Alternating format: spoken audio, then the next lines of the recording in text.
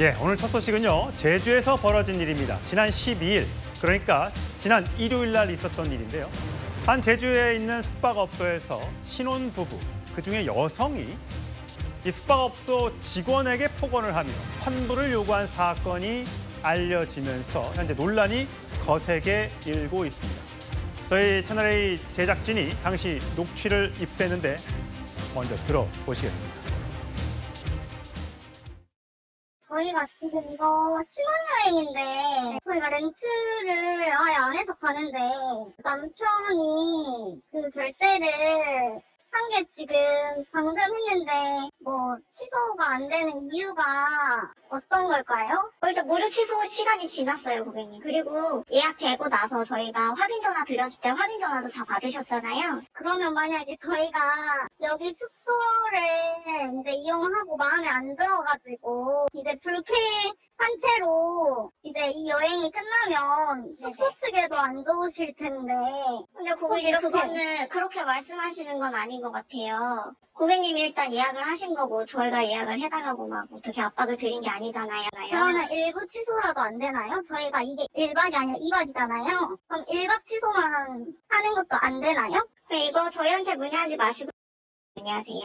취소 규정이라는 게 있고요, 고객님. 다 알고 예약을 하신 거잖아요. 그러면 제가 리뷰에 여기는 하기 전에 절대 취소나 또 다른 서비스를 하지 않으니까 그대로 이용하셔야 된다. 예약을 하셔야 된다. 하겠다고 말씀하시는 건 저한테 지금 협박을 하시는 걸까요? 네, 맞아요. 그리고 아니 꼭 가가지고 한번 얼굴 뵙고 말씀드리고 싶은데 아니 무슨 직원 주제에 사장도 아니고 월급 200만 원짜리 받으면서 지금 뭐 이러네 저러네 하는 게 지금 너무 어이가 없거든요. 예, 지난 12일 제주로 걸려온 전화의 목소리를 들었습니다. 결혼식을 11일 날 했는 모양이에요. 오후 낮 1시 50분경에 여행 앱을 통해서 전화로 한 게 아니라 앱을 통해서 2박 3일을 예약했는데 당일, 예, 보통 신혼여행을 당일날 예약하는 경우는 드문데 일단 당일 예약을 했다고 합니다. 그랬더니 남편 되는 분이 남성이 먼저 예약을 했는데 아내가 싫어한다라고 예약을 취소해달라고 했지만 15분이 지났기 때문에 이게 예약 앱에서는 10분까지는 예약 취소를 해주는데 15분은 그 10분을 지났기 때문에 취소가 어려웠나 봅니다. 그래서 환불이 어렵다라고 얘기했더니 저렇게 그 전화를 바꿔받은 신부가 전화를 받아서 아니 무슨 고등학교밖에 안 나온 사람이 뭐 월급 200만 원짜리 받은 사람이 이러면서 이야기를 한 겁니다. 자, 김수희 변호사. 네. 물론 다툼이 있을 수 있죠. 예약 앱인데 뭐 15분 만에 전화해서 좀 취소해주면 안 되겠냐. 그러면 좋은 말로 해도 되는데 굳이 리뷰를 안 좋게 쓸 수도 있다. 뭐 이렇게 얘기한 건 이건 뭐 협박입니까? 사실상 좀 감정이 악화됐던 상황인 것 같아요. 사실 지금 전화를 받으신 분은 직원이고 감정 노동자에 해당하시거든요. 그런데 이 지금 고객이 물론 취소가 안 돼서 신혼여행 때 머무르려고 했던 숙소가 당일 취소가 안 되다 보니 좀 화가 났던 상황은 있지만 그 과정에서 발언들이 너무나 큰 문제가 있었다고 보여지고요. 또 전화를 받았던 직원의 입장에서는 사실 그 고교밖에 안 나왔느냐, 그래서 월급 200만 원만 받지 않느냐, 너는 그런 일을 평생 해라. 이러한 발언들이 오고 갔습니다. 예. 그런 입장에서는 그리고 또 한 가지 더 이제 나쁜 리뷰를 남기겠다. 사실상 이걸 간접적으로 얘기했고 또 직접적으로도 협박에 맞다라고 인정하는 그 녹음도 저희가 들을 수 있었거든요. 예. 이런 경우에는 충분히 협박에 해당할 해악의 고지에 해당하는 상대방으로서는요. 그러한 협박죄에 해당할 여지가 매우 크다고 보여집니다. 예, 부정적 리뷰를 암시하고 리뷰로 협박하시냐라는 질문에 직원 주제에 월급 200만 원 받으면서 난 석사인데 넌 고졸 이런 발언을 했다는 거예요. 예, 목소리로 확인할 수 있었는데 이것뿐만이 아닙니다. 결국은 그래서 환불 처리가 안 되니까 결국은 그날 당일날 비행기를 타고 제주로 왔습니다. 와서도 여러 가지 옥신각신 상황이 발생해서 경찰까지 출동을 했다고 합니다. 또 발언 하나 들어보시죠. 진짜 교육을 잘못 받으셨어요? 교육 얘기가 왜 나올까요? 그쪽으로 교육을 받아서 이러는 걸까요? 야, 니가 거기서 일하는 그 주제에 욕까지 겨우 거기서 일하는 주제에 야, 니 진짜 거기서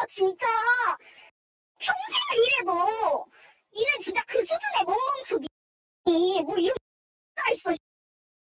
저는 석사인데 너는 고등학교 졸업했으니까 거기서 그 예약 받고 괜히 시비 걸고 고등학교 졸업해가지고 어디서 무슨 말도 안 되게 우리 집을 적치고 있어. 야, 너가 그딴 식으로 하니까 니네 직원들이 나한테 뭐라 하는 거 아냐? 내가 이거 너가 응대한 거 그리고 내가 소비자로서의 권리로 그대로 블로그 이거 다 올려서. 예, 윤 실장님. 워낙 제가 삐 처리, 묵음 처리를 많이 해서 욕설이 많았던 통화 내용이었어요. 결국은 환불 처리가 안 되니까 찾아갔는데 결국 업주가 업무 방해가 될 것 같아서 입실을 거부했다고. 사장님이 입실을 거부했다고 합니다. 이런 경우는 어떤 보통 물론 내가 환불을 못 받고 또 좋은 날 결혼을 하는 날인데 신혼여행을 못 갈 거 망치게 될 것 같아서 기분 안 좋을 수는 있지만 이렇게까지는 하는 건 좀 문제가 없습니까? 문제가 많이 있어 보이는데요. 이걸 지금 형법상으로 다루면은 이제 욕을 했기 때문에 예. 경멸의 의사 표시를 했기 때문에 형법상 모욕죄가 적용될 가능성은 있지만 우리 형법은 모욕죄의 구성 요건이 공연성을 충족을 해야 됩니다.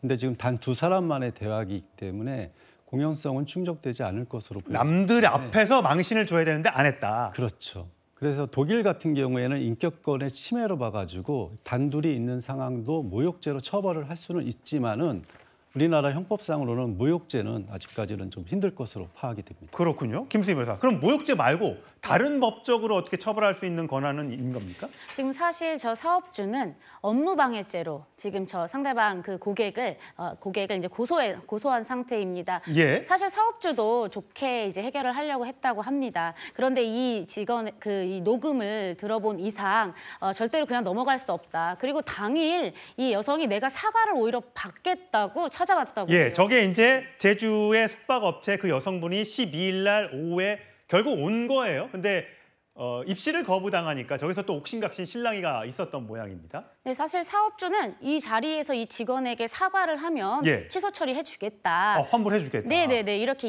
제안을 했다고 하는데 예. 오히려 이 여성은 얼굴을 보고 직원이 원숭이 같이 생겼다라는 등 예? 네, 이러한 발언을 그 자리에서 오히려 하면서 사과는커녕 더욱더 화를 돋우는 행동들을 계속했다고 합니다. 결국엔 이제 입실을 하지는 못했고요.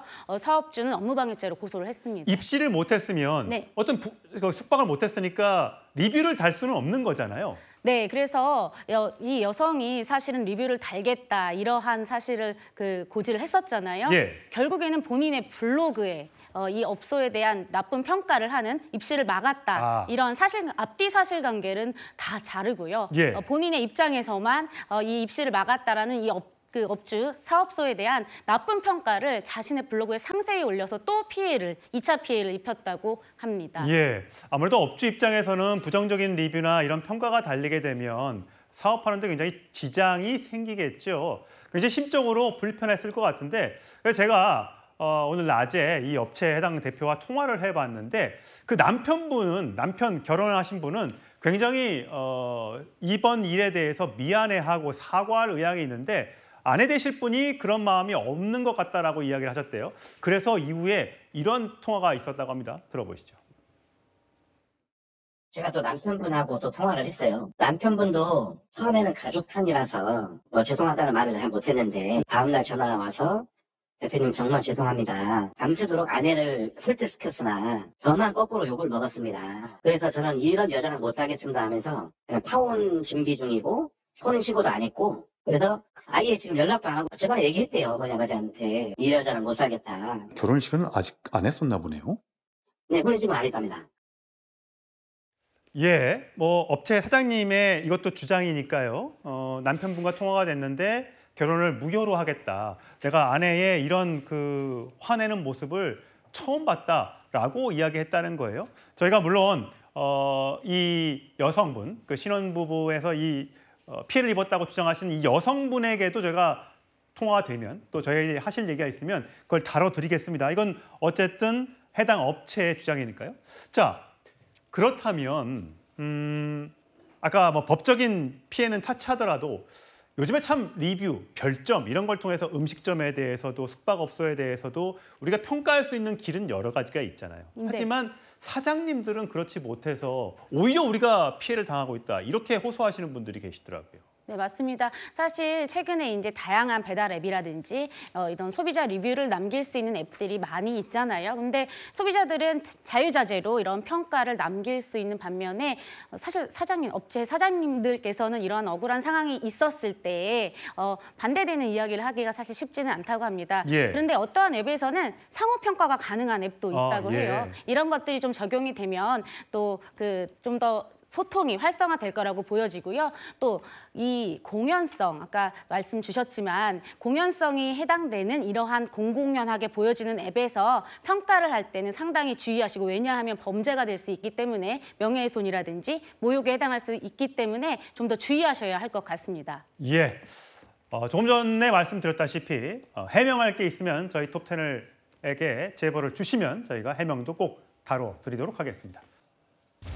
네, 오늘의 8입니다. 어제도 잠시 전해드렸던 제주 숙박업소 환불 관련 논란입니다.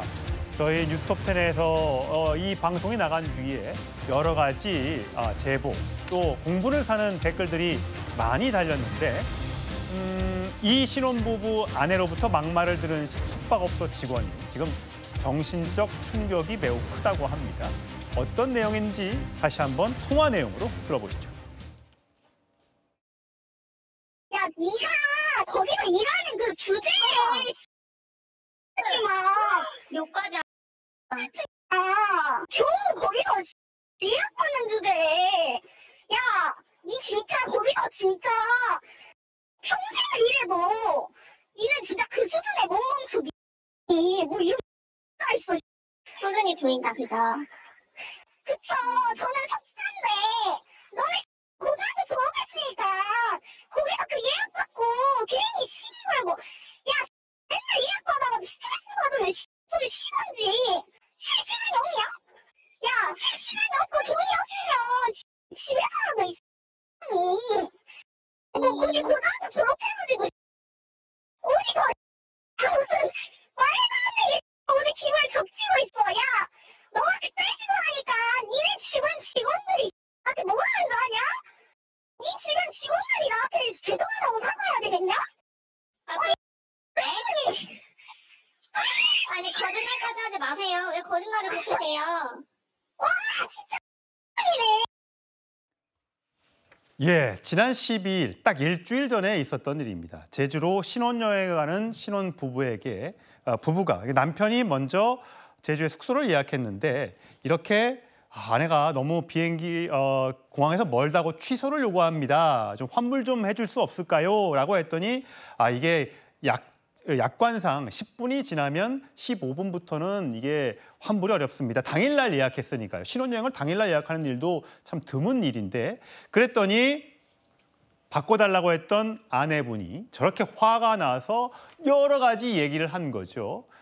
내가 안 좋은 리뷰 달면 숙소 측이 안 좋을 텐데 괜찮아요? 뭐 등등 하면서 뭐 고등학교의 얘기가 나오고 뭐 돈 200만 원밖에 못 버는 주제의 얘기가 나오고 막 이런 얘기들이 막 엄청 오갔습니다.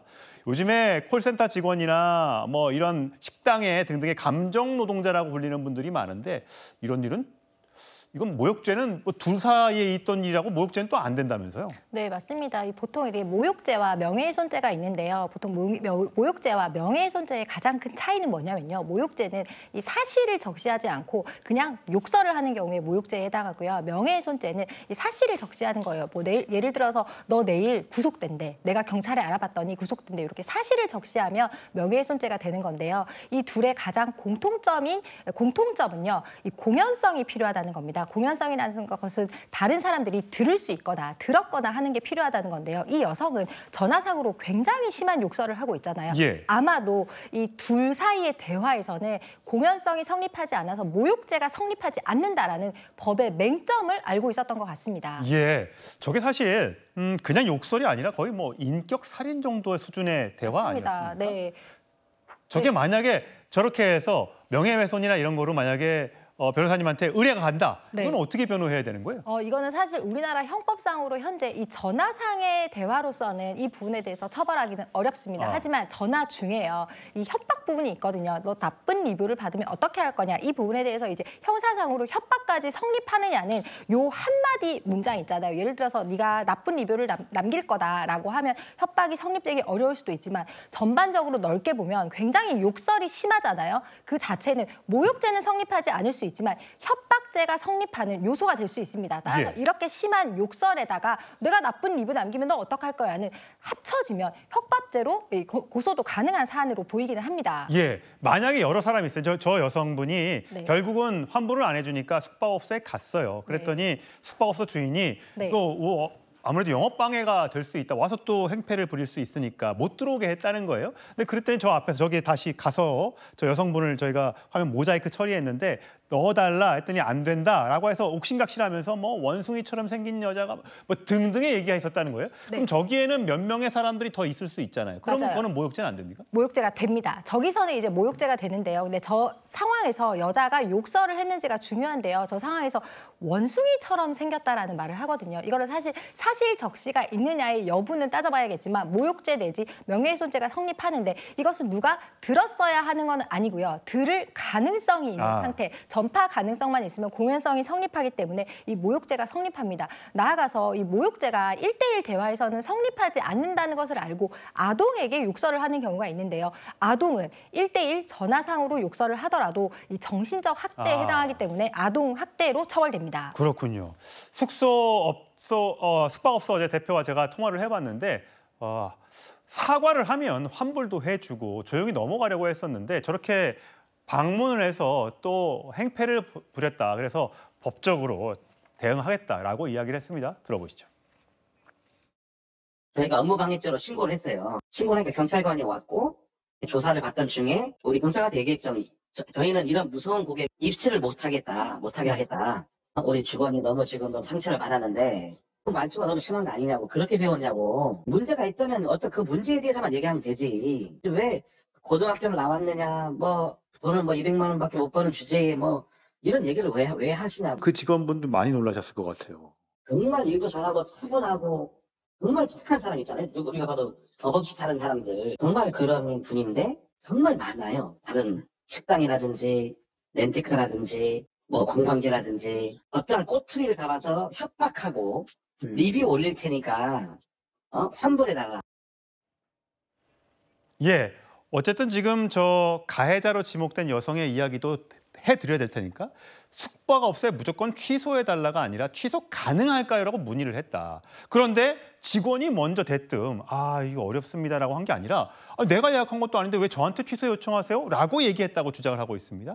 그러면서 직원이 예약 취소해 주는 대신 고소한다고 말했기 때문에 내가 화가 나서 저런 것이다라고 주장하고 있습니다. 물론 양측에 이제 고소 공방이 있으면 따져봐야겠습니다만 들으셨을 때 어땠어요? 그러니까 저는 보면서 저게 이제 말하자면 얼굴을 보지 않고 이른바 이제 통화라는 익명성이 보장되는 사회에서는 저게 일종의 감정의 폭주가 순간적으로 일어나는 거죠. 그러니까 서로가 서로에게 능멸하거나 감정이 상했다고 생각했을 때 그 통제 영역을 바로 벗어나 가지고 그냥 상승 곡선을 그리는데 사실 요즘 보면은 이게 온라인상에서 저렇게 다투다가 우리 그러면 남자끼리는 저런 것들이 또 현장에서 우리 투다자고 얘기하는 경우를 이른바 뭐 현피라고 그러나요? 이런 것까지 있는 걸 봤을 때 최근에 저는 우리 사회가 온라인의 문화가 너무 익숙해져 있다 보니까 이런 것들에 대해서 서로 간에 뭐 만나서 확인하는 이런 것들이 아니라 서로가 서로의 감정을 통제하지 못하고 폭주하는 경우들이 너무 이제 이게 일상화되다 보니까 저는 저런 문화가 오히려 우리가 익명의 뒤에 숨어서 나오는 폭력이라고 저는 보기 때문에 이 부분은 사실관계 따져봐야 돼요. 그렇지만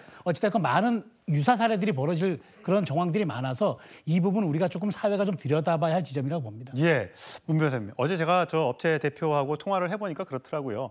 결국 남성분이 저 여성과의 파혼을 얘기했다더라. 내가 저런지를 몰랐다라고 얘기했고 물론 이거는 업체 대표의 일방적인 얘기입니다. 그리고 저 여성이 본인의 SNS에 글을 올리면서 그거를 많은 사람들이 주변의 사람들이 알게 됐고 저 여성의 과거 전력에 대해서 나한테 제보를 하더라. 친구들이 고등학교 친구들이 뭐 대학교 동창들이 나한테 전화가 오는데 저 여성 아까 나는 석사 출신인데 너는 고졸 200만 원 그 여성은 석사 출신이 아니고 대학교를 중퇴했다라고까지 얘기를 했다고 합니다. 물론 이것도 일방 주장입니다만 뭐 이런 거짓말을 했다고 해서 뭐 이게 법적 처벌을 받고 그런 건 아니겠지만 저런 부분이 만약에 문제가 되면 처벌 수위는 얼마나 됩니까?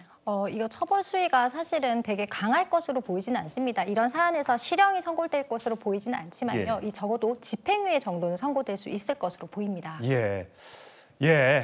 익명성, 중요하죠. 하지만 이렇게 안 보인다고, 얼굴 안 보인다고 막말을 하고 글을 올리고 또 리뷰 테러를 하겠다라고 얘기하는 것은 분명히 문제가 있어 보입니다. 원만하게 잘 해결되는 게 우선이겠습니다만 안 된다면 결국은 법원에서 시시비비가 가려질 수밖에 없을 것 같습니다.